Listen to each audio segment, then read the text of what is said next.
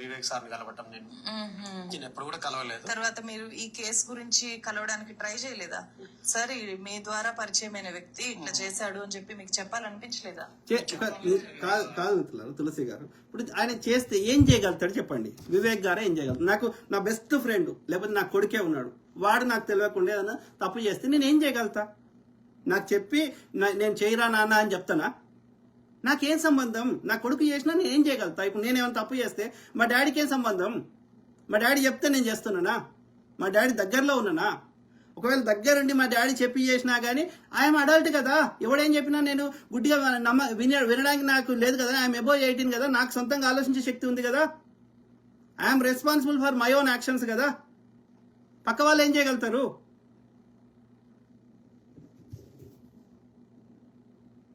అతను నమ్మిన బంటు కదా వివేక్ సార్ని.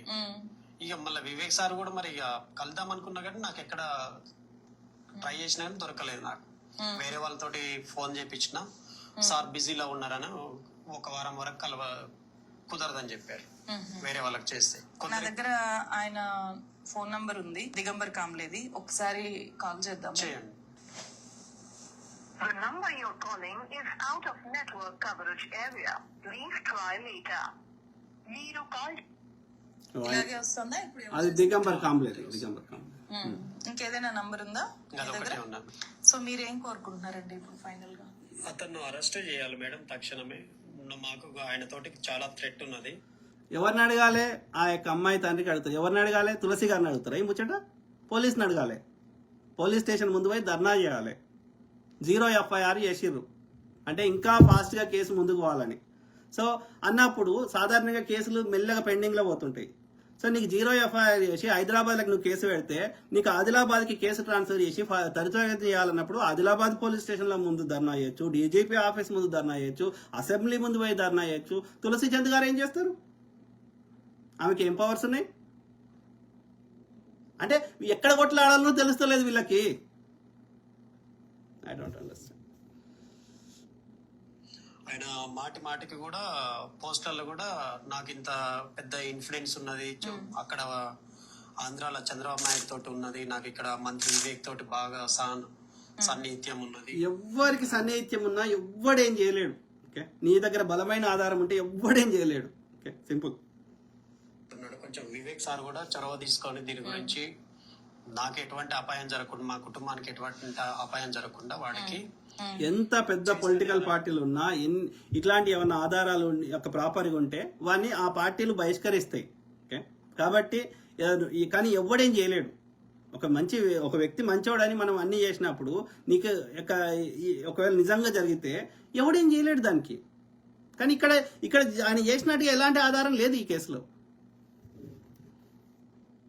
శిక్ష పడాలి మేడం. మేము ఆల్రెడీ ఫ్యామిలీ పరంగా చాలా ట్రబుల్లో ఉన్నాము.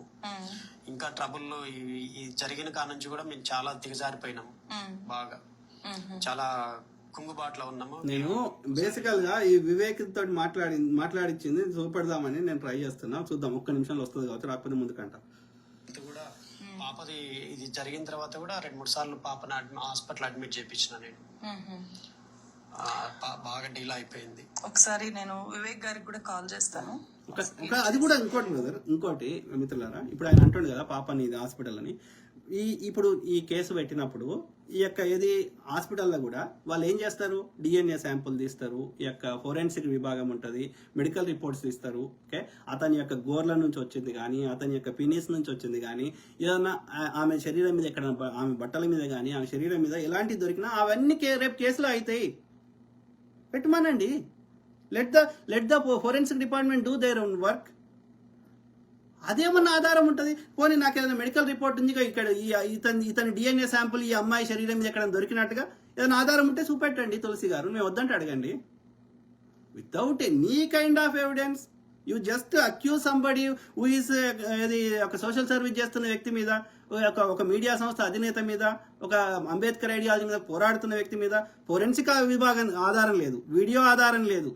ఓకే, సో అక్కడ చిల్లర కమ్ముడు పోయి బీజేపీ వాళ్ళకి కమ్ముడు పోయి చేపిస్తూ ఇది ఒక ప్రాపగండా చేస్తారు కావచ్చు, అతను డిఫేమ్ కావాలని డిఫేమ్ చేస్తారు కావచ్చు ఈ అంబేద్కర్ ఐడియాలజీ మీద కొట్లాడొద్దని. If you have any kind of evidence put it. నేను వద్దంటే అడగండి.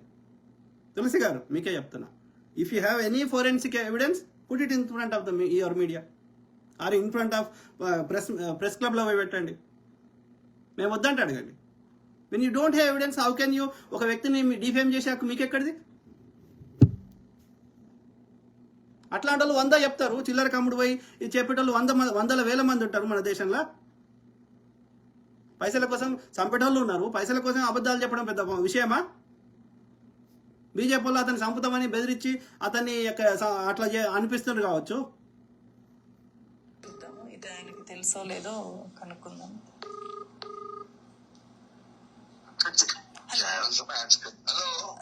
సార్ నమస్తే, నా పేరు తులసి చందు అండి. సో వివేక్ గారు మిత్రులారా, వివేక్ గారు మినిస్టర్. ఓకే, సాధారణంగా ఎత్తుతారా మినిస్టర్లు? అయినా తులసి గారు చేస్తే ఎందుకు ఎత్తిండి ఆయన? నీ మీద ఉన్న గౌరవమే కదా, నువ్వు జర్నలిజంలో ఉన్నావు, నువ్వు ఎంతో కొంత మన కమ్యూనిటీకి సహాయం చేస్తున్నావు, ఒక వాయిస్కి ఉన్నావు అని ఆయన జూబ్లీ హిల్స్ ఉప ఎన్నికలలో ఆయన బిజీ ఉండి ఒక మంత్రిగా ఉన్న వ్యక్తి నీ ఫోన్ ఎత్తిండంటే నీకు ఎంత గౌరవం ఇచ్చిండు ఆయన? ఎత్తుతారా మీరు చెప్పండి? మంత్రి చిన్న ఎమ్మెల్యేలే ఎత్తారు.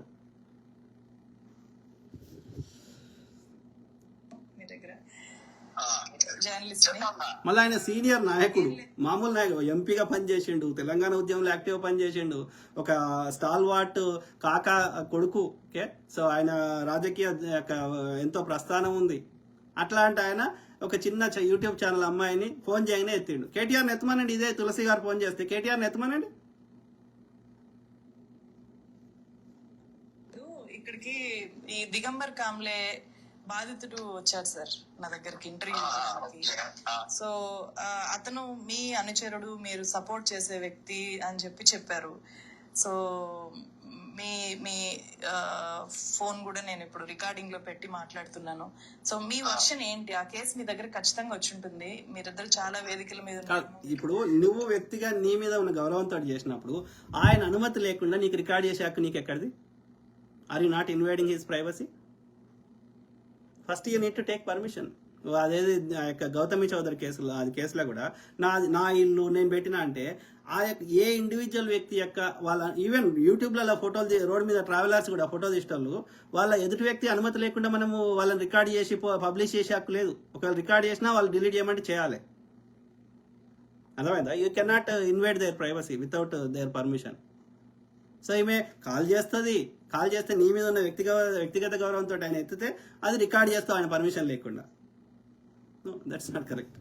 నువ్వు జర్నలిజం చేసినావమ్మా, you're not a normal human being, you're a senior journalist. Association అని చెప్పి నేను కూడా విన్నాను. సో మీ వర్షన్ ఏంటి? నాకు యాక్చువల్లీ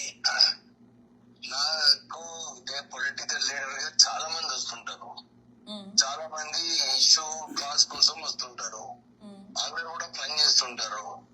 సో ఈ వ్యక్తిగతంగా ఏదైతే ఇష్యూ ఉన్నాయో సోషల్ మీడియాలో వచ్చింది, పోలీస్ కేసెస్ నాకు దాంతో ఏం సంబంధం లేదు.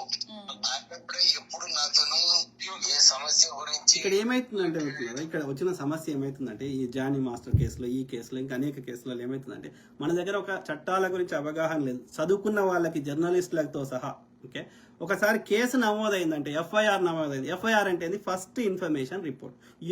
ఎవరి మీద ఎలాంటి ఆరోపణ చేసినా వాడి కేసు ఇది అయింది, మా కంప్లైంట్ వచ్చిందని రాసుకుంటాడు ఆ పుస్తకంలో. రాసుకున్న ఎఫ్ఐఆర్లన్నీ, కేసులన్నీ ఛార్జ్ షీట్ దాకా పోవు. సరైన ఆధారాలు ఉంటేనే అది నెక్స్ట్ కోర్టు దాకా పోతాయి, లేకపోతే అది పోలీస్ స్టేషన్లోనే ఎఫ్ఐఆర్ గానీ మిగిలి ఉంటుంది. కాబట్టి ఎఫ్ఐఆర్ ఎవరి మీద ఆరోపణ చేసిన వాళ్ళందరూ నేరం చేసినట్టు కాదు. ఇక్కడ ఈ చట్టం గురించి అవగాహన లేకుండా మనలోకి ఏంటంటే కేసు అయిందంటే చాలు, ఎఫ్ఐఆర్ అయిందంటే చాలు వాడు నేరం చేసిండు, వీళ్ళే కంక్లూజన్కి వచ్చేస్తారు. No, please understand the law. Doctor Babasaheb Ambedkar గారు చేత రచించబడ్డ భారత రాజ్యాంగాన్ని కానీ, అమెరికా ప్రజాస్వామ్యం ఉన్న ఈవెన్ డిక్టేటర్ ఉన్న రాజ్యాంగ అన్లెస్ ఆఫ్టర్ విచారించి జడ్జి కానీ జ్యూరీ కానీ తీర్పిచ్చేదాకా వాళ్ళు నిందితులే, నేరం ఆరోపించబడిన వారే, కానీ వాళ్ళు దోషులు కాదు, నేరం చేసిన వారు కాదు. They are innocent until proven guilty verdict వచ్చేంతవరకు. మనకి తెలియకుండా ఎఫ్ఐఆర్ అయింది కాబట్టి అతను నేరం చేసిండనే ఒక భావనలోకి వచ్చేసి ఇక అతని మీద ఇష్టం ఉన్నట్టు మనకి నచ్చినట్టు మాట్లాడే హక్కు ఎవరికీ లేదు. సింపుల్. కాబట్టి చట్టాల గురించి అవగాహన తెచ్చుకోండి. మీకు తెలియకపోతే ఒక న్యాయవాది దగ్గరికి పోయి ఈ చట్టం ఇది ఏం చట్టము, ఈ ఎఫ్ఐఆర్ తెచ్చుకొని ఏ యాక్ట్ల మీద ఆ కేసు పెట్టినరు, పోక్సో చట్టం ఇది మరి ఈ చట్టం పెడితే ఇతను నేరం చేసినట్టేనా, ఒక న్యాయవాదిని పోయి అడగండి, అతను చెప్తాడు.